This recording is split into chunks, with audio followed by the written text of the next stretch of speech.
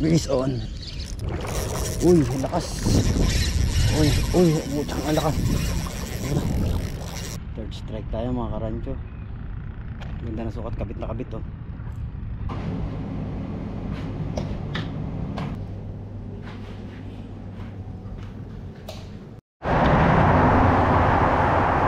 Shout out mga master. Good morning. Biyahe tayo, fishing tayo.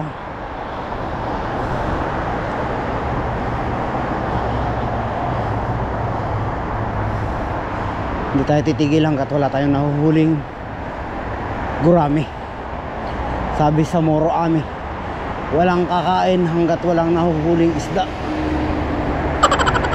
Yan ang mga legit angler. Ultralight na tayo, sana makahuli tayo ng gurami. Medyo malalaki na raw yung gurami dyan sa ating spot eh. Subukan nating magpakagat sa ultralight. Hulihin natin yung mga malalaking gurami na yan. Tingnan natin. Sige po, updated sa mga huli. Malapit na tayo sa spot mga master, mga karancho. Alam nyo pag nasa abroad ka, tumagal ka na sa abroad, nakakalungkot din pala yung matagal ka na sa abroad. Kaya ito na lang nagiging libangan natin, yung fishing. Para yung pamilya natin, hindi natin gaanong mamiss mga anak natin, magulang. Yun, malungkot isipin pero kailangan natin magtiyaga. Kaya ito na lang ang ating libangan talaga, yung fishing na to. Isang napakagandang stress reliever kung love mo yung fishing. Talagang bata pa lang ako, nagpi-fishing na ako sa ilog, sa sapa, yung mga paitan. Umuhuli na tayo dyan, tilapia, dalag.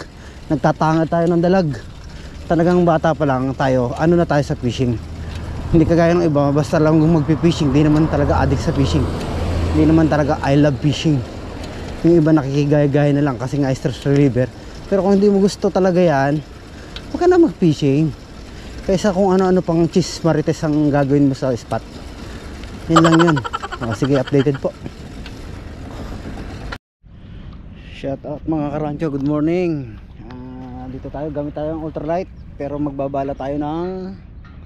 gagamit tayo ng jig in lure. Tapos ang gamit nating lure is 10 grams para medyo malayo ihagis. Yung 6.5 at saka yung 5 grams masyadong malapit. Medyo malaki ng konti. Pakita ko sa inyo yung lure na to. Yung lure na gagamitin natin, kabubukas lang.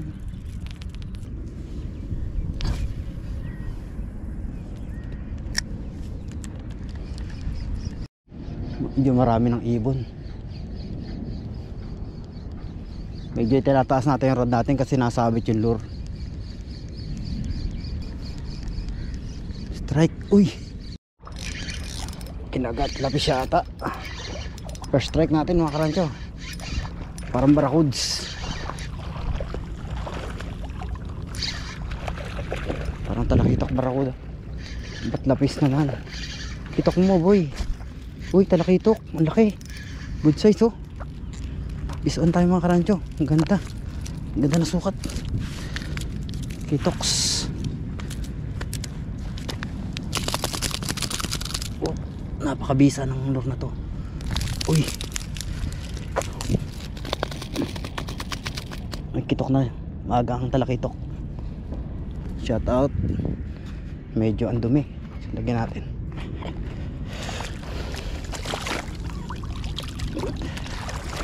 Good size. Napaka-effective nitong lure na to. 10 grams gamit natin, 11 grams sorry. Yan, ito yung lure nating napakabisa. Yan ang angle. Yun oh. Effective lure. Effective lure. Effective lure to. Kala ko ano, kalambutan. Ganda. Dito natin lagay sa ano muna. Ano muna.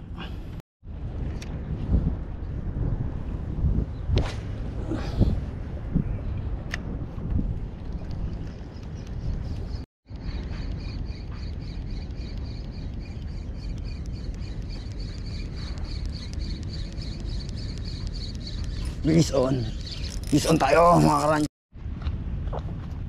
Ito yung second strike natin. Yan o. Second strike natin sa lure na to.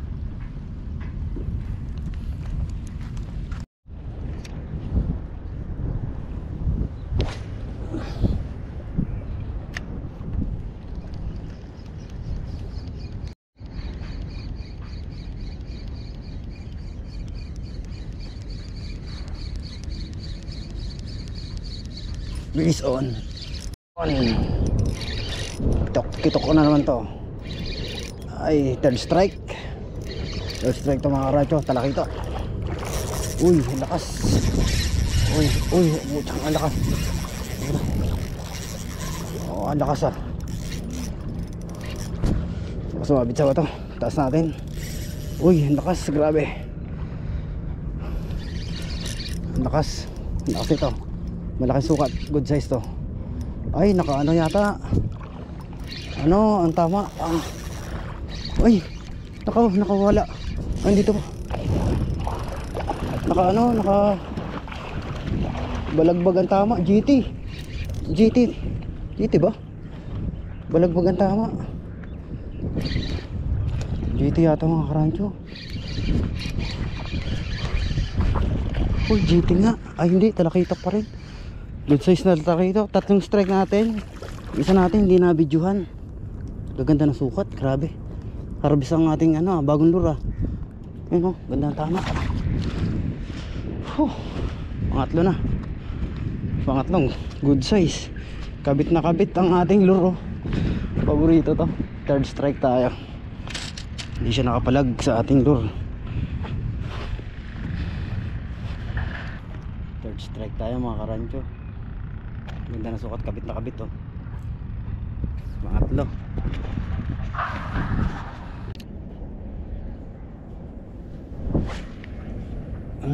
Salubong.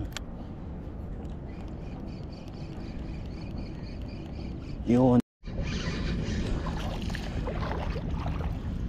Release na lang natin to. Tinik nito.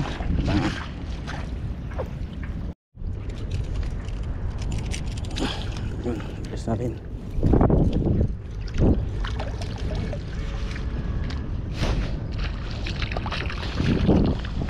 Bilis oh.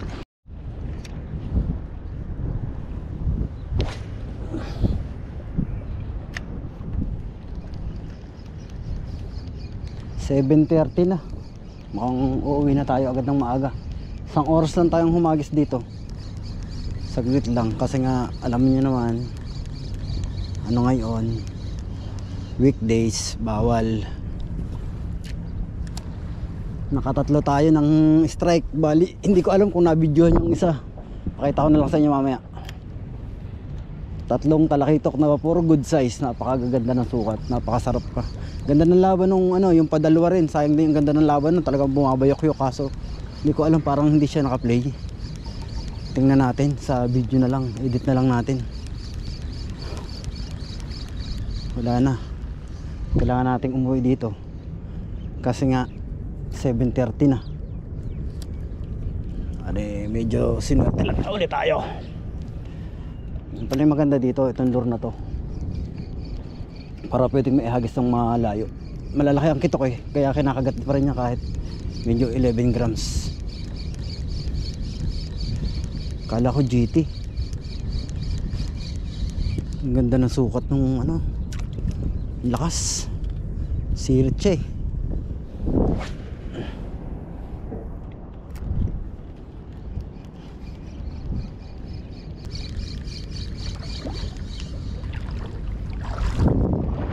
Uwi na tayo mga karancho.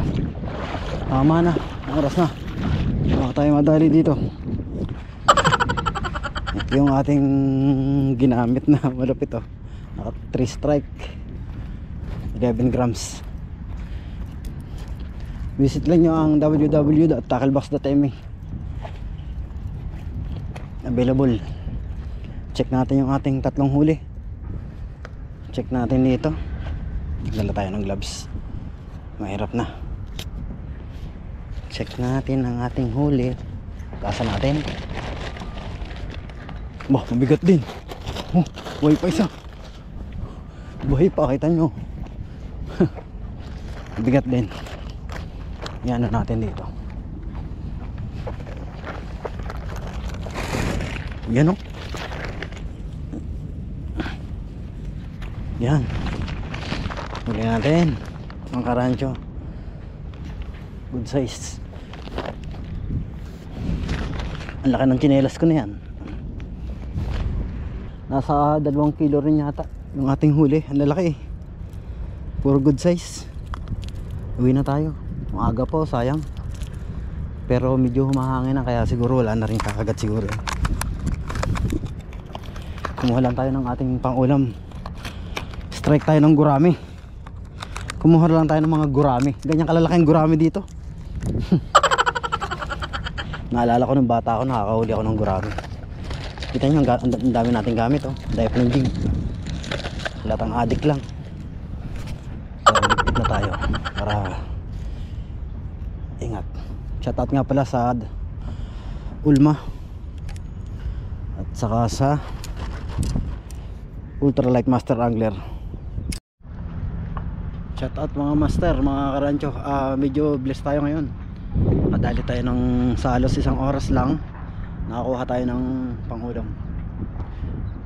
Salamat.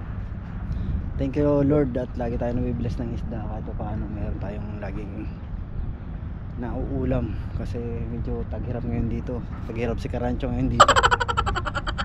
Sige na po, bye bye. Uwi na mga karancho. Ayos. Bali hindi ko makagat sila sa jig. Ilang beses rin akong sumubok ng jig. Nakadalawang palit pa tayo ng jig, kaso talagang ayun yung kagatin. Kaya mas effective yung lure ngayon. Merong ganong araw siguro. Iba yung laro ng jig, baka sa current. Mas gusto nila yung lure, talagang sinusunggaban. Ayun lang.